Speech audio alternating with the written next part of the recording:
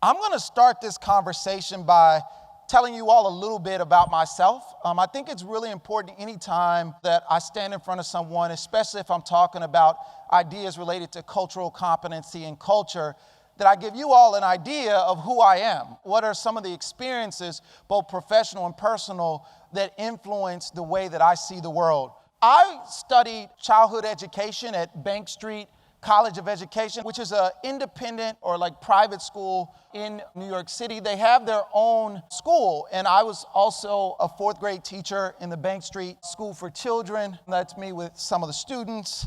And then I taught first grade in the Bronx in New York City at a traditional public school. While teaching first grade, I started doing something that I hadn't planned on, which was stand-up comedy. And then next, I started teaching kindergarten at a charter school. So by this time in my professional journey, I'd had an opportunity to teach in 3 distinct types of schools in the United States. So I taught at an independent or private school, I taught at a traditional public school, and then I also taught in a charter school. And so these 3 different types of experiences have informed my thinking about education, about reading, and how to inspire children to read and to make reading instruction relevant and engaging. After leaving the classroom, I became an education director at the Boys Club in New York. Now, this is one of the oldest nonprofits in New York City, and they serve boys ages 6 to 21, only boys. So I oversaw their after-school and summer educational programs.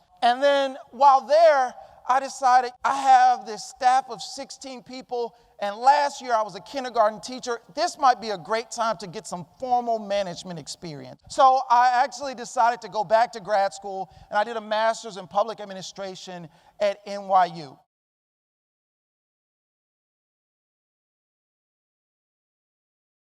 While at NYU, New York University, I began to reflect on this idea that I had when I was a classroom teacher. And the idea that I had was about creating little reading spaces in barbershops. When I was teaching first grade in the Bronx, one day I was getting a haircut in a barbershop that was across the street from the school where I taught. And while I'm getting my haircut, one of my first grade students walked into the barbershop and he just plopped down on the couch. And he was just sitting there staring off into space, looking bored for like 15 or 20 minutes. And the whole time that I was looking at him, all I kept thinking is, he should be practicing his reading right now. And I wished I had a children's book to give him, but I didn't. And so it was really this chance encounter with one of my students in the barbershop that inspired me to come up with this idea called Barbershop Books. What we do at Barbershop Books is we create child-friendly reading spaces in black barbershops across the United States. And we use a curated list of children's books recommended by young black boys. I'm sure many of you know these titles. People ask us all the time, they're like, wow, you're helping black boys read. How did you come up with your list? And I just tell them, we asked black boys what they wanted to read. And they're like, but how did you choose? How did you? And I just tell them, we bought the books that black boys said they like to read. It wasn't any rocket science. We literally just bought the books. And what's interesting is that we have a range of people who come to us wanting to donate books. So sometimes we have people, as soon as they hear, oh, you're helping black boys, or oh, it's in low-income communities. Well, I have these books in my attic or my basement that I would love to donate to your program. These random whack books that no kid wants to read. And then on the flip side of that, we have some people who come up to us and they're like, hey, you know, I have this book and it's perfect for your audience. The black boys, they need to know their history. And I tell them, listen, I get it. You're super black. I get it. I get it. I get it. But actually, the titles in our curated list are based on what the children told us that they wanted to read. It's not about us. It's not about what we want the kids to read. It's really about what are the titles that are going to make a child who's sitting in a barbershop, maybe they're by themselves, or maybe they're with a parent who just on that particular day happens to just be on his or her cell phone. And the kid is just sitting there. What are the books that's going to make that child want to get up out of their seat and go and engage? Sometimes when programs, reading programs or literacy programs are being designed, they're being designed based on an ideal. Ideally, we want parents to engage their child in a barbershop setting. Ideally. But we don't want to design our program that way because, well, what happens if a parent isn't initiating that reading experience? What happens to that child then? And so we were really intentional about the way in which we designed the program. One of the components is that we provide a 90-minute early literacy workshop to barbers. We've kind of identified two really important aspects of why we believe many black boys are not reading proficiently in the United States and why many of them do not identify as readers. And one of those things is a lack of black male reading models. And so unfortunately, in the United States, less than 2% of teachers K through 12 are black male teachers. And that's kindergarten all the way through 12. When you look at those first few years of school when children are learning to read, there's almost no black male teachers. And then a majority of black boys are actually raised by single mothers. So there's a lack of black male reading models at home and at school. And I tell people all the time, why should boys read? What type of social factors or cues are they receiving that would lead them to conclude that reading is something that they should do? So we provide a 90-minute early literacy workshop to barbers where we actually equip them with some very practical strategies for engaging families and children around early literacy. We also provide, stickers and things like that to let community members know that this is a space that actually is supporting early literacy.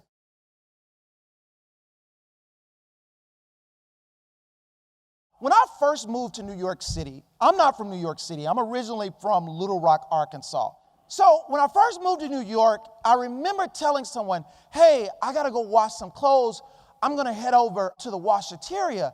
And they said, the what? And I said, oh, no, the laundromat. They're like, you didn't say laundromat. You said washateria. What is that?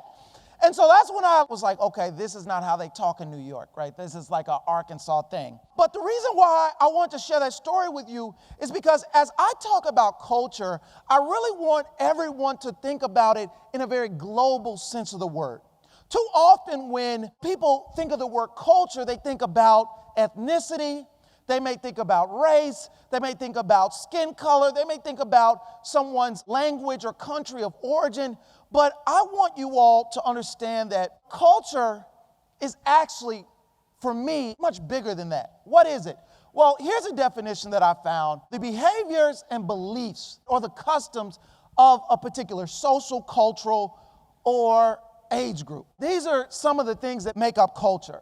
Geography, region, those are a part of culture. Where you are affects how you see the world, the lens through which you look at things, you understand things. Religion.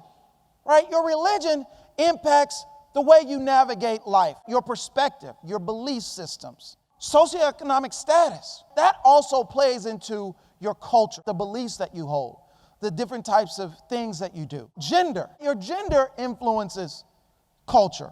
Country, your country of origin, your language, and race and ethnicity. This is not an all-inclusive list. There are other things that influence culture, but I just want you all to think about when you hear the word culture, it's not just race, or it's not just ethnicity or country of origin, but it's really all these different things.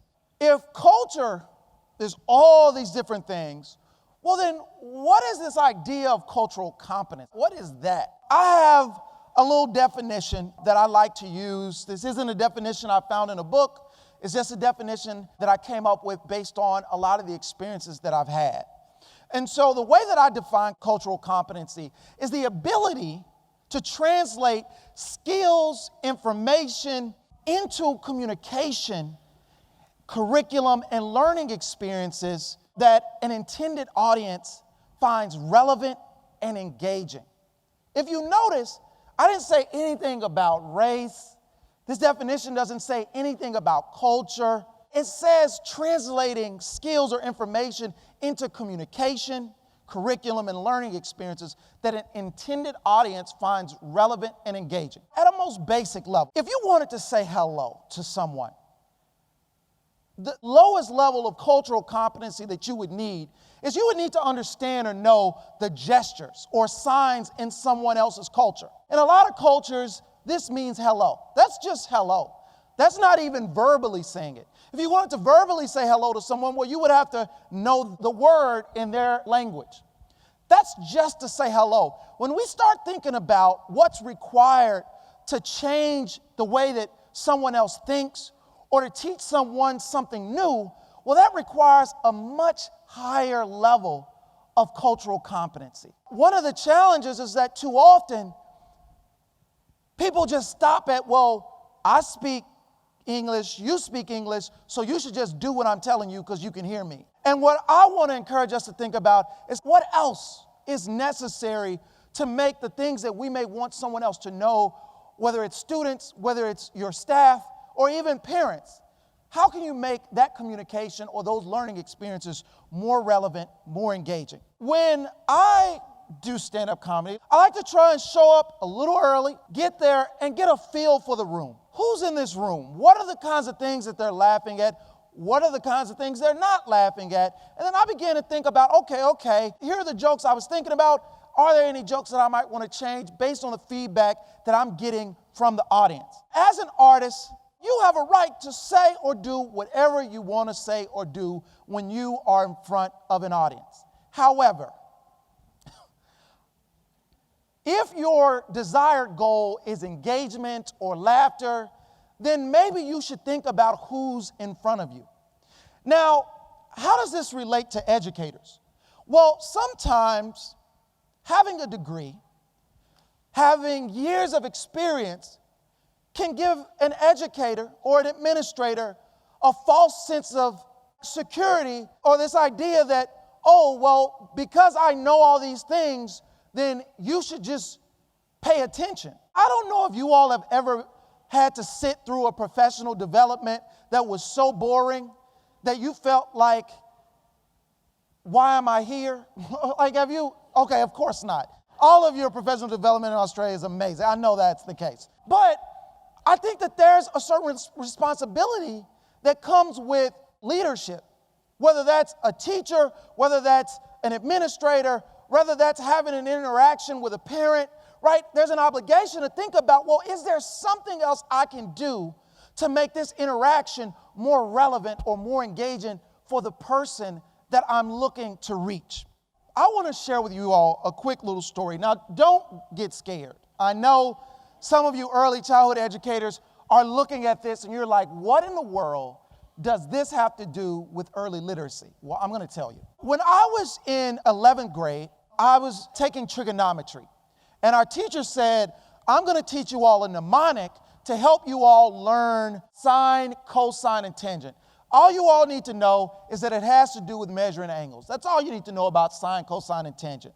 But there's an equation. Sine equals opposite over hypotenuse, cosine equals adjacent over hypotenuse, and tangent equals opposite over adjacent. Where are you going, Alvin? I'm going to tell you. So the mnemonic that she told us was some old hippie caught a hippie tripping on acid. Now let me tell you, wait, my class lost it. We were like, oh my God, she said tripping on acid. We could not believe that she said that in class. We could not believe it. But guess what? That was like over 15 years ago, yet I remember it just like this. Because my trigonometry teacher took the time to think about how could I make this very abstract concept more relevant and more engaging. Now, I know that when you first saw this on the screen, some of your eyes may have begun to slowly glaze over. And you're like, what in the world is he talking about? What is he about to say? Well, guess what? Many of your students look at you the exact same way. They look at you the exact same way when you put something on the board or you pull out some new lesson that you're going to work on. As I've gone around talking to people about this idea of why it's so important to make learning and reading experiences relevant and engaging, I've had people tell me, well, you know what, Alvin? I get it. But I just want to tell you a little bit about my perspective. And this is what some people have told me. They've said, well, you know what, Alvin, all of that is great, but I don't really see gender. I don't really see that. I don't really see poverty, right? I don't see color. I just see students, right? And on the surface, I'm like, okay, I see where you're coming from. You don't see gender, you don't see poverty, you don't see color, you just see students. But then I have a question. I have just one question that I like to ask. What does it mean if we need to take away or ignore a part of who students are in order to acknowledge their humanity and to accept their academic potential? What does it mean for those students? What does it mean if when you walk through the classroom door, you're instantly being asked to leave a part of who you are outside the door? What does it mean for teachers if when they enter a school, they feel as if they have to leave a part of who they are outside the door? I remember my kindergartners, they would always ask me, Mr. Irby, what's your real name? And I would say, my real name is Mr. Irby. They're like, no, Mr. Irby, my name is Tanika. What's your real name? And I'm like, my real name is Mr. Irby. And they're like, no, your first name. And I'm like, you know what? I will tell you when you graduate from college. These were my kindergartners. Because my first name was Alvin, and these kids weren't about to be disrespecting me with the Alvin and the Chipmunks for the rest of the year. I was not going to have it, right? I want to set my students up for success, not for timeout. But they would ask me questions. They knew I did stand-up comedy. I wouldn't tell them jokes, but I would tell them I do stand-up comedy. Or sometimes I like to go for a run. And I would let them know about parts of who I am, not being afraid to reveal parts and pieces of myself. And one thing I remember that was very revealing, when I taught kindergarten, at the very beginning of the day, when students would come in and they would put their backpacks and their jackets away in their cubbies, I would have their little writing journals on all of the students' desks so that as soon as they finished putting their stuff away, they could just go and for that first 10 or 15 minutes of the day, they could write in their journals whatever they wanted. They could draw, they could write words, they could just do whatever they wanted. And as I started to read some of my students' journals, I started to see things that I would have never known. One student said, I miss my dad. I can't wait for him to get out of jail. This is what the students think about in the beginning of the day. I'm thinking about my morning meeting and what I want to cover in our morning message, creating space in the day for the child to bring his whole self into the classroom. I asked the question about what does it mean if we have to take away part of who children or their families, part of teachers, who they are, if we have to take away a part of that in order to really acknowledge their humanity or see their potential. What does that mean for classrooms? What does that mean for instruction? Well, there are students who, when they enter schools, they're made to feel, whether it's said to them explicitly or not, they're made to feel as if somehow the way they talk, the way they behave, even the way they eat is wrong. If every time you walked into your school, your principal or some administrator was standing around waiting to point out every single thing that they felt you were doing wrong, how would that make you feel about your time in the school? You probably wouldn't feel very good about that. And so I think that as we think about children and what they bring into the classroom, it's really important to think about how environments, how policies, how even instruction can influence whether or not certain children feel welcome. At a younger and younger age, I believe that children find themselves at a crossroad where they're deciding whether or not this thing called school, whether or not this thing called reading is for them or not. And unfortunately, there are lots of children who are saying, you know what, this reading thing, you can keep it. That's not for me. Why is cultural competency important? Well, what cultural competency does is it bridges the chasm.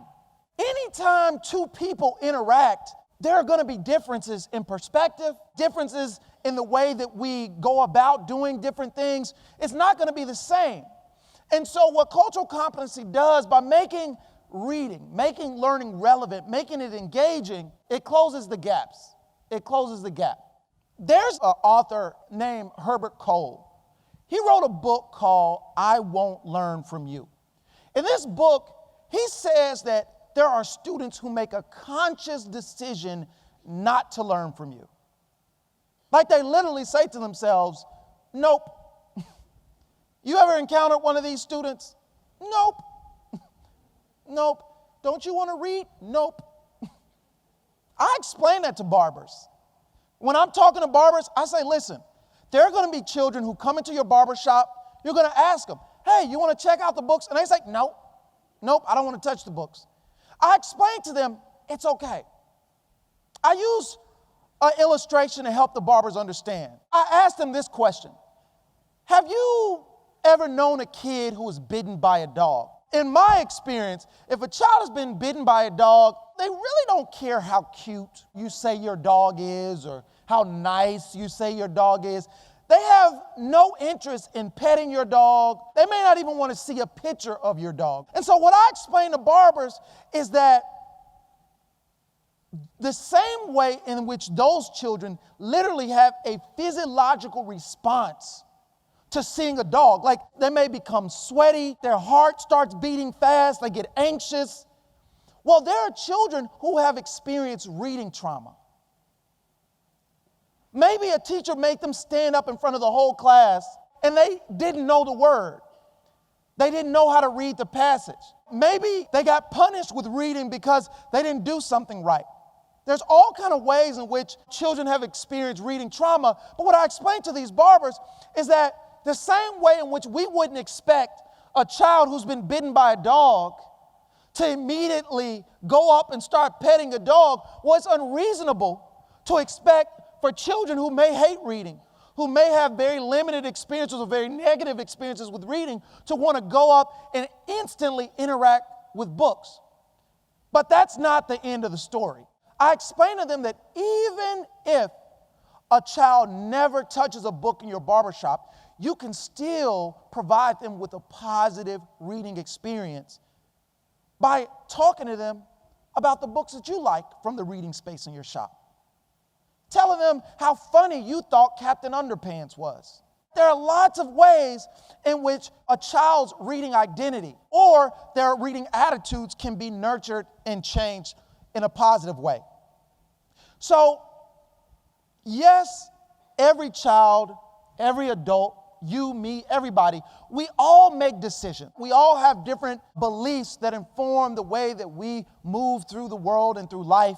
But I believe that the decisions we make are informed by what I call our realm of possibility. That's what we believe is possible. So the decisions we make are informed by what we believe is possible.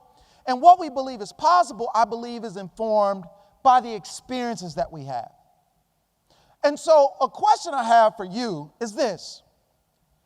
If a child's experiences are limited, how will that impact what they believe is possible? If a teacher's experiences are limited, how will that impact what they believe is possible? If a parent's experiences are limited, how will that impact what they believe is possible?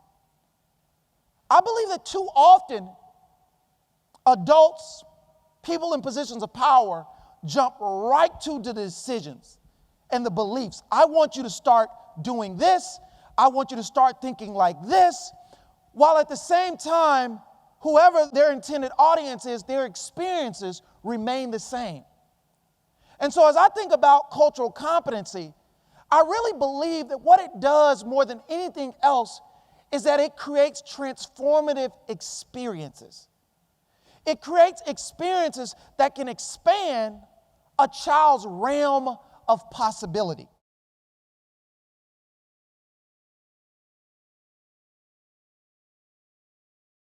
When I was an education director at the Boys Club, every summer we would have this fancy little dinner in Central Park, and all the board members from the organization would come, and a lot of the boys from East Harlem, where our clubhouse was located, they're all middle school and high school, all pretty much Black and Latino boys. They would come to this dinner, and it was really fancy. And I remember one of these dinners, I was eating this kale salad, and it was delicious.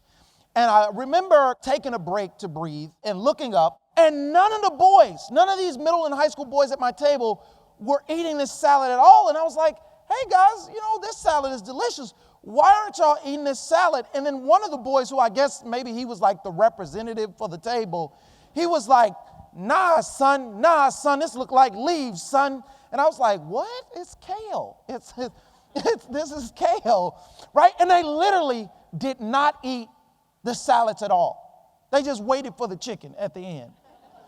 And I remember a few weeks later going up to some of these same boys and saying, hey guys, we have free test prep classes for your college admissions exam. All you have to do is just show up. We have the books, we have an instructor, we provide all the materials. And one of the boys was like, nah, Mr. Irby. It might have been the same representative. He was like, nah, Mr. Irby, we good. And I was like, I've seen your report card. Not good, not good. But immediately I thought about the kale salad, and let me tell you why.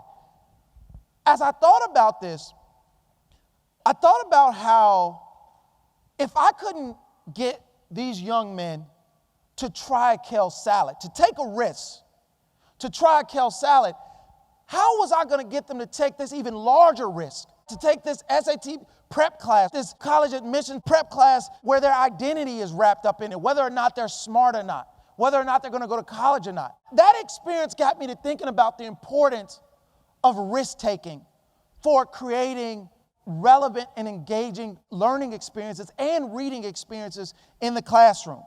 I don't know if some of you have had this experience here in Australia, but did anyone grow up in a home where you had to eat everything that was on your plate? I remember thinking about this, and I was talking to some parents about this. And when you think about young children, they are very smart. They are very smart. If they know they're going to get in trouble if they don't eat everything on their plate, as soon as they have an opportunity to make their own plate, they're going to become very selective about what they put on their plate. And so if from the time that they're able, when they're very little, to start making their own plates, they start only choosing the things that they think they're going to like, what happens when they go to school and they encounter early childhood educators? One of the first things that teachers ask children to do is to try new and different things they've never done before. So if a teacher doesn't understand that a student in their classroom actually, because they didn't want to get in trouble, they've actually not had many opportunities to actually exercise or practice healthy risk-taking. But yet they're immediately asked to make decisions in the classroom. And so one of the reasons why I'm sharing this story with you is because when I talk about cultural competency, I'm talking about humility, really. About educators being humble enough to recognize and accept that they do not come to an interaction or a learning experience with everything they need to know to make that experience as relevant, as engaging, and as impactful as it could be. But if you say, well, you know what? I have a degree and I know what you need to do or what you need to know in order to learn, you may miss some of these insights that could make the instruction that you're planning that much more relevant or that much more engaging. What I'm talking about is really resisting this idea of deficit thinking. And when I say deficit thinking, I'm talking about this idea that children have nothing to offer. Now, I know none of you would say that to a child, like you have nothing to offer. Like you would never say that to a child. But when we think about how certain curriculums get designed or how certain lessons get written, some students are written out. Their names aren't in the curriculums. There are children who've never seen their name in a lesson. And if the teachers don't do it, it may never happen. So, and the same thing with parents. There are parents who come to interactions with teachers or with schools feeling as if maybe they don't have anything to offer. And so it's on us as educators to create a safe space, right, for parents, for children to feel that they have something to contribute. Paulo Freire, he wrote this amazing book called Pedagogy of the Oppressed. And in this book, he talks about this idea called of dialogic pedagogy. This idea that learning, teaching should be two-way. We shouldn't view students or parents or even teachers, if we manage teachers, as just empty buckets to be filled with facts, but as co-creators of knowledge. And that's really what asset-based learning, asset-based teaching is about. It's about taking a step back and thinking about, who am I talking to? What are their concerns? What are their interests? What are their passions? And how can I incorporate that into what it is that I'm trying to communicate or what it is that I'm trying to teach?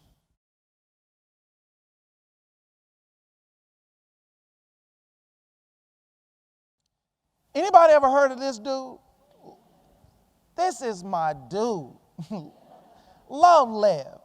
Now, I tried to find a picture of him in color, but he's just too old, right? He was just too old, couldn't find it.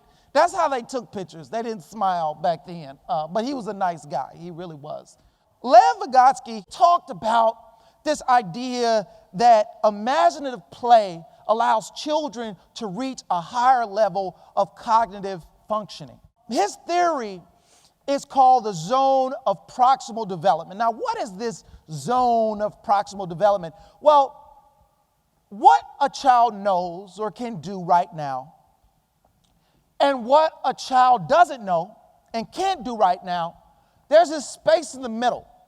And that space in the middle is the zone of proximal development. It is what a child can do with scaffolding, with some type of additional support. That's what they can do. And so what Vygotsky believed is that through imaginative play, children can actually reach much higher levels of performance. They actually can do a lot more. They can learn a lot more. When I was a teacher, I had one student who was a selective mute. She didn't talk at all, ever. Every morning, I would come in and say, hello, and she would just go, that's it.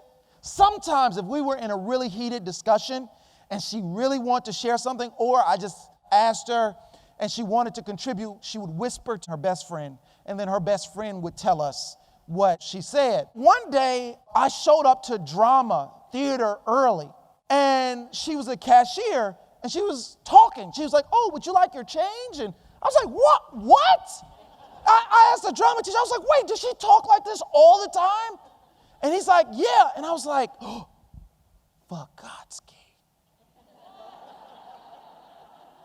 She wasn't talking, the cashier was talking. Through imaginative play, she was able to reach a higher level of performance and functioning. The question then I have for educators is, what does it mean if a student doesn't have opportunities for this in the classroom, or it's not intentionally incorporated into the instruction or the learning experiences? There are some children for whom imaginative play may be the very thing that helps them get to where you want them to go. Actually, imaginative play could be the very thing that gets a parent to begin to develop those habits you want them to have with their child. Maybe they just need an opportunity to act it out. I'm going to show you all a video. I did not know these kids. It was in a first grade classroom. It was the beginning of the read aloud. And because I didn't know these students, I wanted to very quickly create a classroom management strategy that would allow me to have a lot of fun while I was reading the book. So I want you all to just pay really close attention to this and think about where you see that notion of proximal development and particularly imaginative play in this video.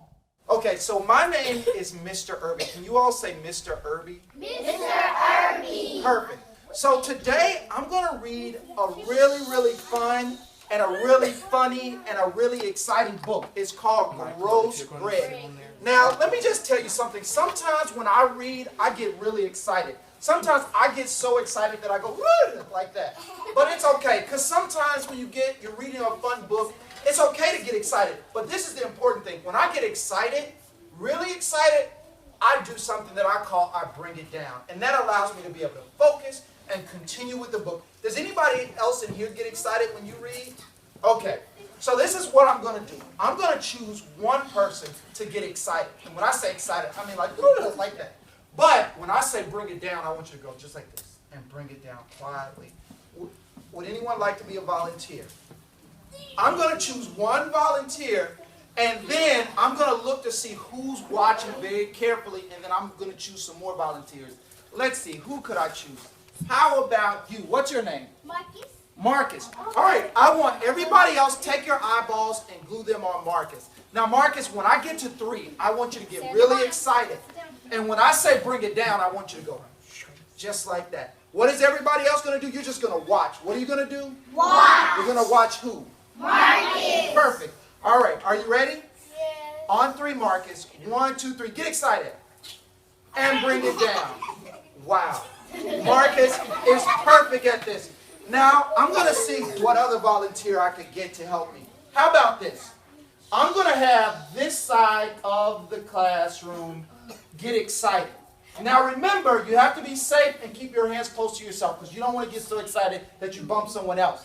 This side is going to get excited, and this side is going to watch. What is this side going to do? Watch. Now, I'm going to be watching you all, too, because I don't want to see you all getting excited. You're going to go next, okay? So you're going to watch, and you all are going to get excited. So on 3, this whole side of the class, I want you to get excited. And when I say bring it down, you're just going to go like this and calm right on down. Okay, you ready? Yes. 1, 2, 3. Get excited. And bring it down. Oh, that's perfect. I knew y'all were brilliant. Okay, now this side of the classroom, you're going to get excited, and this side is going to do what? Watch. Now, I want you to make sure you have your eyeballs glued on this side of the class. You're going to do what? Watch. All right, and y'all are going to get excited. On 3, are you ready? Okay. 1, 2, 3. Get excited. And bring it down. Oh, we're ready to read. Okay. Did anybody notice that even before I even got into this, there was some teacher from their classroom that came over to Marcus and took something from his hands or something? As soon as I saw that, I said, oh, he must be that kid in this classroom. So I'm going to make him the example. And guess what? He did it perfectly.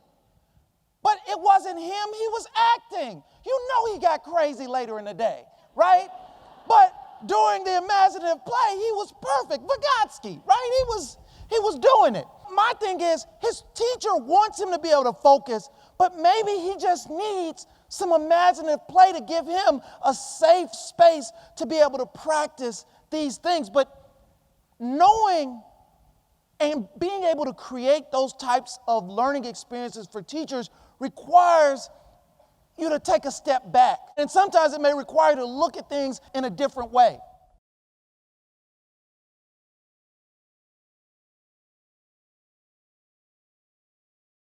These are not girlfriends or nothing. I don't want y'all to get the wrong idea here. This is Sherelle Williams and this is Leah Watson. Now, when I was in high school, I was a sophomore. This is so crazy. These 2 girls came up to me, independent of each other. Sherelle Williams said, Alvin, I think you're really smart. I think you should take advanced U.S. history with Miss Green. And I was like, okay. Out of the blue. I didn't solicit this. Leah Watson came up to me, out of the blue. Alvin, I think you're really smart. You should take advanced English with Miss McKinnon. I'm like, why are all these girls coming up to me recommending classes. Now, they were a year ahead of me. I was a sophomore, they were a junior. And I decided to take these classes. And it had nothing to do with the fact that they were fine. That had nothing to do with it. Nothing at all to do with it. I remember thinking, maybe they see something in me that I don't see in myself. Maybe that's what it is. And as I think about the students who struggle in reading, what I think about is the importance of messengers. It wasn't my school counselor that came up to me and convinced me to take these advanced classes. It wasn't a teacher. It was one of my fellow peers. Sometimes exercising cultural competency is recognizing and accepting that you aren't the right messenger. Sometimes it means finding the right messenger. And I tell people all the time, if your students come from a different socioeconomic level or different cultural background, I hope that you have at least one friend that you can ask to come into your classroom to do a read aloud, to model for those students that, guess what? People who look like you also enjoy this type of activity. And guess what? That is light on your budgets. You don't have to pay a friend to come in and do a read aloud, but make sure you give them a little instruction. Don't have them coming into your class doing a hot mess read aloud. Tell them how to hold a book and all that stuff. This is really important because a lot of times when people think about cultural competence, sometimes they're just thinking about, all right, well, what are the strategies I need to use to get to these kids, to get them reading? And sometimes it's not even about you. Sometimes. I'm going to show you guys another video that's connected to this idea of culture and messengers and identity and how identity affects how children engage with books and with reading. Let's see. So he wants something that's usually feared. What? Do you want me to keep reading? Yeah. Okay. You call them boogers. Greg calls them delicious little sugars. His sister is grossed out. Let's look at her. Oh my goodness. His sister's like, ugh, Greg, you nasty. She grossed out. Who can tell me, with a quiet hand, how do you think his sister feels? Is she happy? Let's see. Where's a quiet hand? Yes. Oh, no, she's not happy. How do you think she feels? She probably grossed out. Grossed out? She probably feels all disgusted like, ugh. Let's see what happens next. Oh, do you eat your boogers? Greg thinks you should. At least one a day. That would be good. Look, Greg is dreaming of a bag of boogers. It says on the bag, eat at least one booger a day. Wait, who heard a rhyme? You heard a rhyme? Let me read it again. Do you eat your boogers? Greg thinks you should. At least one a day. That would be good. Who wants to raise a quiet hand and tell me one rhyming word that you heard? In this video, the thing that got the biggest laugh was when I did a little impersonation of how I thought the sister sounded. And I said, ugh, Greg, you nasty. And then the kids all started laughing. You all started laughing. But this is the thing. If, let's say, the teacher doesn't necessarily identify with the cultural background of the characters in the story, they may not feel comfortable. And I'm not telling y'all to go out here and start impersonating people. That is not what I'm saying. I don't want to hear anybody say, but Mr. Irby said. No, I didn't tell y'all to do that. But they laughed. They identified with that. And so if a teacher doesn't feel comfortable fully acting out books that aren't, let's say, white characters or Asian characters or any other that aren't how that teacher identifies, what does that mean for those other students in his or her class? Maybe the reason some students don't like to read or they don't identify as a reader because they haven't had anyone really show them what a book could really be that they most identify with. And that doesn't mean that you have to be the one to read it. Again, that may mean that sometimes you may have someone come in and read a book. Or you may be the one. I remember one time I was reading Stregonona. Do we know this book? And so I was calling myself trying to do the voice with my first graders. So I was like, Stregonona, right? I was doing it. And then one of my students was like, Mr. Irby, we don't speak Spanish. And I was like, oh my goodness, this is not going well.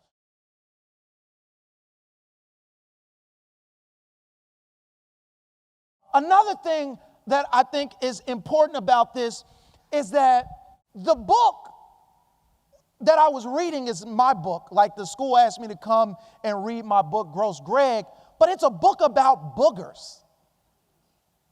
A lot of the students were laughing, and there was such high level of engagement during the read aloud, but often this topic isn't the type of topic that many early childhood educators would consider appropriate for instructional purposes.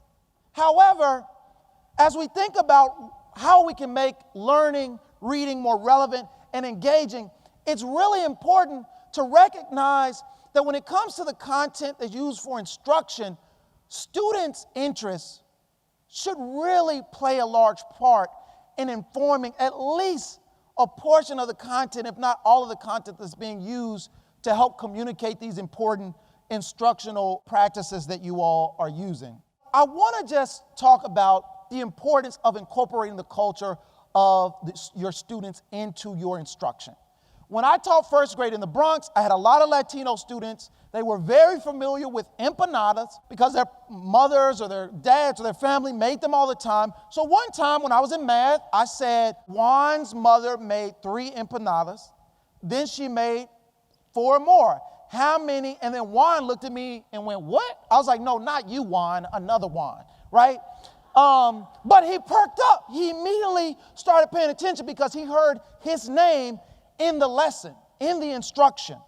Christopher Emdin wrote this book for white folks who teach in the hood and the rest of y'all too. And in this book, he talks about the importance of getting into the community, learning from the community, from your students, from your families, so that you can make your learning and the teaching more relevant, more engaging. This is a great resource that I just want to share with you guys because I think it illustrates in many ways a lot of the important concepts that I discuss. Every few years, Scholastic does a survey where they survey thousands of parents, thousands of children to find out what are their reading interests.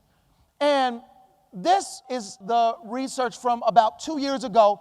If you look closely, the number one thing that parents said they look for in a book is a book that will make their child think and feel. A book that will inspire my child to do something good. That's what adults want.